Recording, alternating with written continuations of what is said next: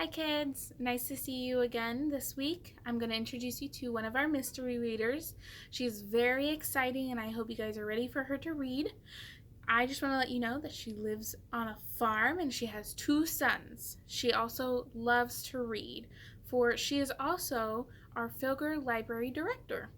I hope you guys enjoy.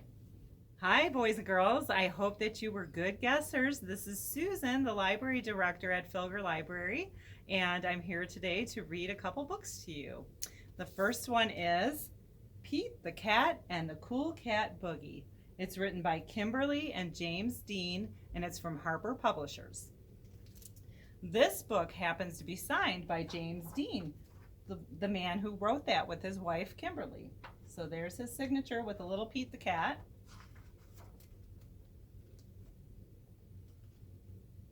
Pete the Cat and the Cool Cat Boogie. Pete the Cat was learning a new dance, the Cool Cat Boogie. Then Grumpy Toad came along. I really dig that song, but Pete, you dance all wrong. Pete did not know what to say. He just turned and walked away. Pete couldn't sleep at all that night. What if Grumpy Toad was right? What if my moves are bad? The thought of not dancing made Pete feel sad. Dancing is like magic. When I hear a groovy beat, I'm full of happy in my feet. I won't give up. I love to dance. Let me give it one more chance. Pete was practicing the Cool Cat Boogie when he saw Squirrel. Hey, Squirrel, how do you dance? How do you groove? Can you teach me how to move? Sure, Pete, it's a simple song. Just cha-cha-cha and dance along. Cha-cha-cha, cha-cha-cha, cha-cha-cha-cha-cha. Ah! Ouch, Pete! You stepped on my feet! That's not how this dance goes! Pete did not know what to say. He just turned and walked away. But dancing is like magic. When I hear a groovy beat, I'm full of happy in my feet.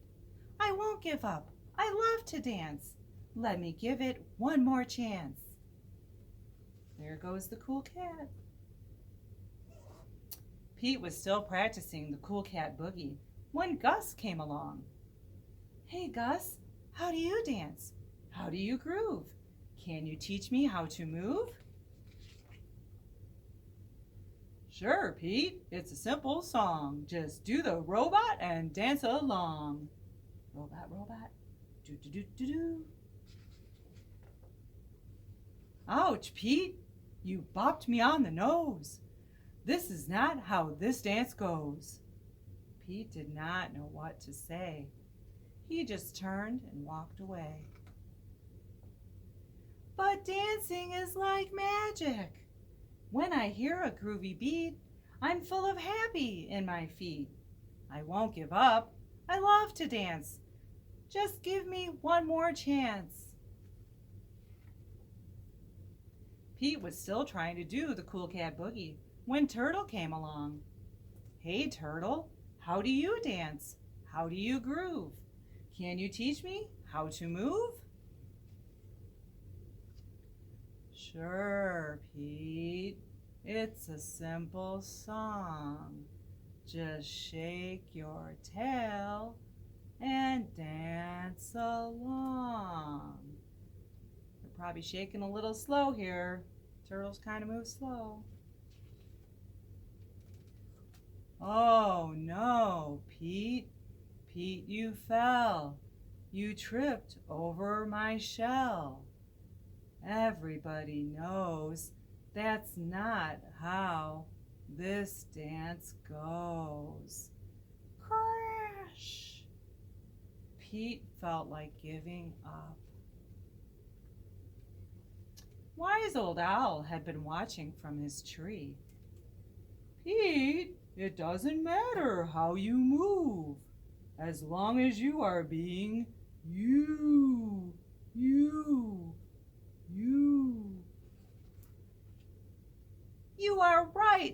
never want to miss a chance to dance. When you hear a groovy beat and you feel happy in your feet, just dance, dance, dance, dance. Now he's got all his friends dancing with him. Hi again, boys and girls. Here's another book. This one's called When the Cousins Came. It's by Katie Yamasaki, and it's from the Holiday House Publishers. When the Cousins Came. The night before the cousins came, I couldn't sleep. I couldn't wait to paint together, ride bikes together, and camp outside together. My brother Koji was a baby, but my cousins were big kids like me. Finally, someone to play with, I thought.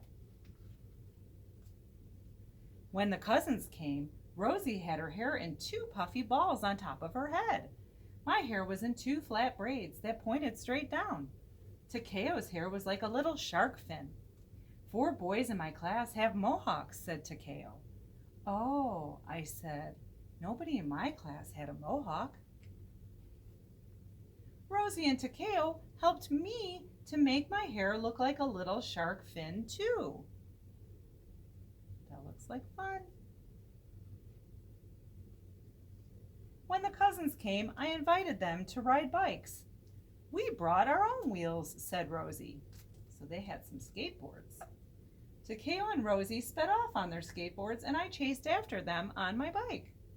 Later, Rosie helped me balance on the board. I helped Takeo balance on the bike.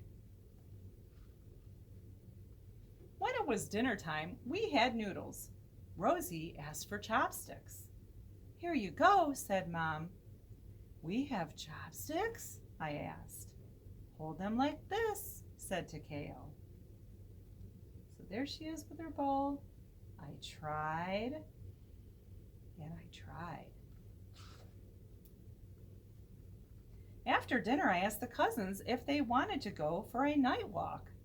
Night is scary, said Rosie. We don't go outside at night, said Takeo. Something might get you. It's okay, I said. I promise. As we walked outside, Rosie and Takeo held hands. I wish they would hold mine too. Fireflies glowed brightly, slowly turning their light bulbs on and off. What is that? Asked Takeo. I caught a firefly and cupped it in my hands. The firefly bumped gently against the walls of my palms. Just look, I whispered to Rosie.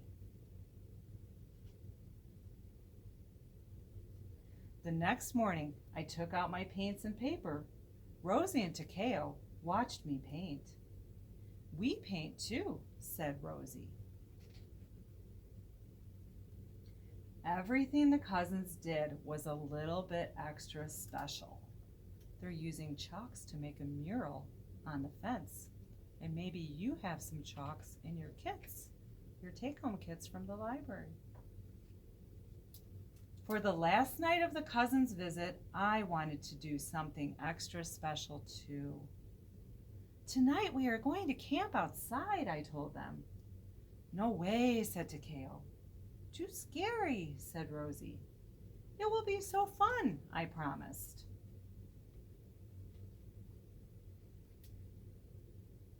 Then it was raining. Pop says, why don't you camp inside? I gathered sheets and started to build us a great tent. Takeo wanted to build his own tent. Why don't we just share one tent? I asked him. Brothers and sisters stick together, he said. Koji was asleep in his crib, so I went to my tent by myself. I could hear Takeo and Rosie whispering and giggling. I could see their flashlight shining through their tent walls. My tent was silent and still. I'll just go back to my bedroom, I thought. Camping alone was not what I had in mind. Just then I felt my tent walls rustling. The flashlight shone inside.